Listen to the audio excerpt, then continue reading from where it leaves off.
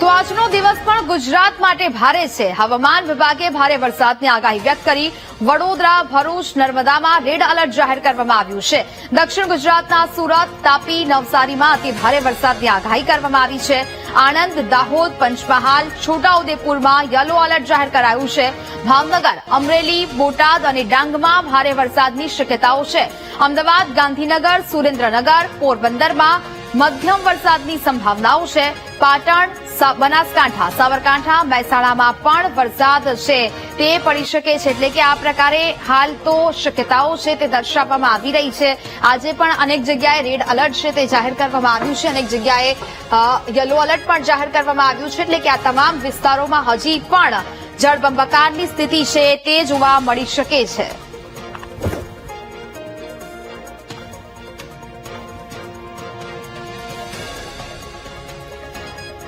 તો આજનો દિવસ પણ ગુજરાત માટે ભારે ગણવામાં આવી રહ્યો છે અને વિવિધ જિલ્લાઓમાં વરસાદી વાતાવરણ છે તે જોવા મળી રહ્યું છે.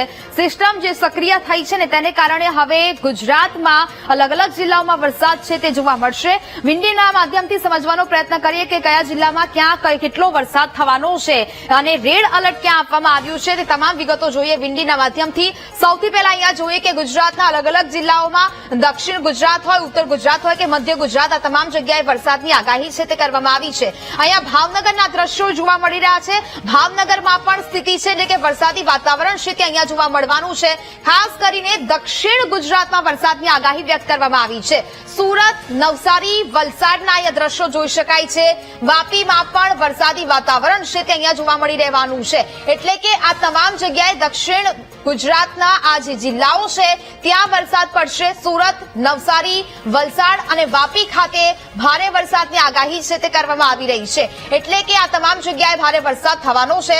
વડોદરામાં પણ વરસાદ પડવાની આગાહી છે તે કરવામાં આવી છે. ભરૂચ ખાતે પણ ભારે વરસાદ છે તે અહીંયા નોંધાઈ શકે છે. છૂટાછવાયા જે વિસ્તારો છે ત્યાં ભારે વરસાદ અહીંયા જોવા મળી શકે છે. સાથે સાથે હવે ઉત્તર ગુજરાતની જો વાત કરવામાં આવે તો ઉત્તર ગુજરાતમાં પણ અહીંયા મહેસાણા છે, હિંમતનગર છે, સાબરકાંઠા છે, બનાસકાંઠા છે, પાટણ છે, આ તમામ જગ્યાએ વરસાદી વાતાવરણ છે તે જોવા મળવાનું છે. એટલે કે અહીંયા પણ ભારે વરસાદ, અતિ ભારે નહીં પરંતુ ભારે વરસાદ છે તે અહીંયા જોવા મળી શકે છે. એટલે હવે આ બાજુ જોઈએ સૌરાષ્ટ્રના પટ્ટામાં તો સુરેન્દ્રનગરમાં પણ વરસાદ જોવા મળી શકે છે અને તે પ્રકારનું વાતાવરણ અહીંયા ઉદ્ભવી રહ્યું છે. જેતપુર છે, જુનાગઢ છે, આ તમામ જગ્યાએ વરસાદી વાતાવરણ જોવા મળી રહ્યું છે. પોરબંદરમાં પણ ભારે વરસાદની શક્યતાઓ છે તે જોવા મળી રહી છે. દ્વારકામાં અગાઉ પણ હવામાન વિભાગે આગાહી કરી છે એટલે કે દ્વારકામાં પણ વરસાદી વાતાવરણ જોવા મળી શકે. સૌથી વધુ વરસાદની જો વાત કરવામાં આવે તો કચ્છનો આખો પટ્ટો છે એ કચ્છમાં વરસાદી વાતાવરણ છે તે અહીંયા જોવા મળી શકે છે. એટલે કચ્છ એટલે કે દક્ષિણ ગુજરાત આ બાજુ મધ્ય ગુજરાત, આ બાજુ સૌરાષ્ટ્રનો આખો વિભાગ લઈ લઈએ તો ત્યાં પણ વરસાદી વાતાવરણ છે તે જોવા મળી શકશે. એટલે કે સૌથી વધારે અત્યારે બોટાદ છે, સુરેન્દ્રનગર છે અથવા તો સુરત, નવસારી, વાપી, આ તમામ જગ્યાએ વરસાદી વાતાવરણ છે તે જોવા મળશે.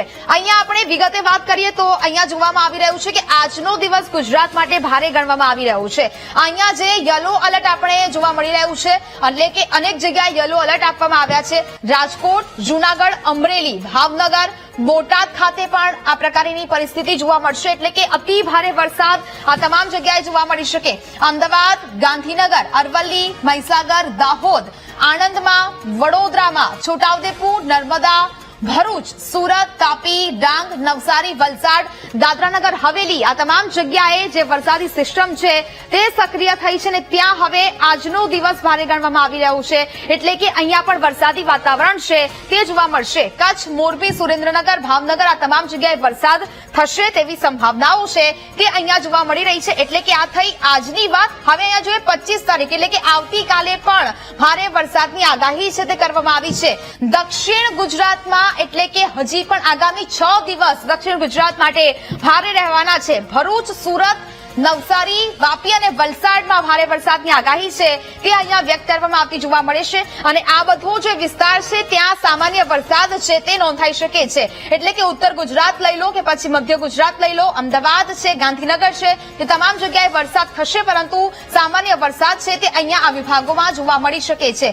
હવે અહીંયા આગામી 26 તારીખની વાત કરીએ, 26 જૂનની વાત કરીએ તો હવે ધીરે ધીરે અહીંયા દક્ષિણ ગુજરાતમાં વરસાદનું જોર છે તે ઓછું થતું જોવા મળી મળી રહ્યું છે, પરંતુ વરસાદની સંભાવનાઓ છે. છૂટાછવાયા વિસ્તારોમાં વરસાદ છે તે જોવા મળી શકે છે, પરંતુ યલો એલર્ટ ક્યાં આપવામાં આવ્યું છે, એટલે કે ભારે વરસાદ ક્યાં પડશે તેને લઈને સાવચેત રહેવાની ક્યાં જરૂર છે. તો અમરેલી છે, ગીર સોમનાથ છે, આ બાજુ ભાવનગર છે, ત્યાં પણ આ પ્રકારેનું વાતાવરણ જોવા મળી શકે. અરવલ્લી, મહીસાગર, દાહોદ, પંચમહાલ, છોટાઉદેપુર, નર્મદા, તાપી, ડાંગ, નવસારી અને વલસાડ, દમણ અને દાદરાનગર હવેલી ખાતે પણ યલો એલર્ટ છે તે જાહેર કરવામાં આવ્યું છે. એટલે કે આ પ્રકારનું વાતાવરણ 26 જૂનના રોજ જોવા મળી શકે છે. હવે અહીંયા વાત કરીએ 27 જૂનની વાત કરીએ, ક્યાં યલો એલર્ટ આપવામાં આવ્યું છે. તો અહીંયા કચ્છનો આખો જે વિભાગ છે, આખો ભાગ છે, ત્યાં ભારે વરસાદ પડી શકે અને ત્યારબાદ મોરબી પર આ સિસ્ટમ છે તે સક્રિય થતી જોવા મળી રહી છે. એટલે કે મોરબી ખાતે પણ ભારે વરસાદ થઈ શકે. જામનગર અને દેવભૂમિ દ્વારકામાં યલો એલર્ટ 27 જૂનના રોજ આપવામાં આવ્યું છે. આ બાજુ ફરી એક વખત નવસારી અને વલસાડમાં વાતાવરણ છે તે વરસાદી બનશે. પંચમહાલ, દાહોદ, છોટાઉદેપુર, નર્મદા અને તાપી અને ડાંગમાં પણ અહીંયા એલર્ટ રહેવાનું છે. તે પ્રકારના દ્રશ્યો અહીંયા મેપમાં દર્શાવવામાં આવી રહ્યા છે. અને ત્યારબાદ જે પ્રકારે આપણે વાત કરી કે 6 દિવસ ખૂબ જ ભારે રહેવાના છે ગુજરાત માટે, અને 28 તારીખ, અને જેમાં કચ્છથી લઈને આ તમામ જે વિસ્તારો છે ગુજરાતના, ત્યાં મેઘરાજા આખા ગુજરાતને ગમરોડી શકે છે અને ખૂબ ભારે વરસાદની સંભાવનાઓ. એટલે કે આ તમામ જગ્યાએ યલો એલર્ટ છે તે આપવામાં આવ્યું છે. કચ્છ હોય, મોરબી, સુરેન્દ્રનગર, જામનગર, દેવભૂમિ દ્વારકા, પોરબંદર, જૂનાગઢ, ગીર સોમનાથ, અમરેલી, ભાવનગર, બોટાદ ખાતે યલો એલર્ટ. આ બાજુ જો દક્ષિણ ગુજરાતની વાત કરીએ, મધ્ય ગુજરાતની વાત કરીએ, તો ત્યાં પણ યલો એલર્ટ જોવા મળી રહ્યું છે.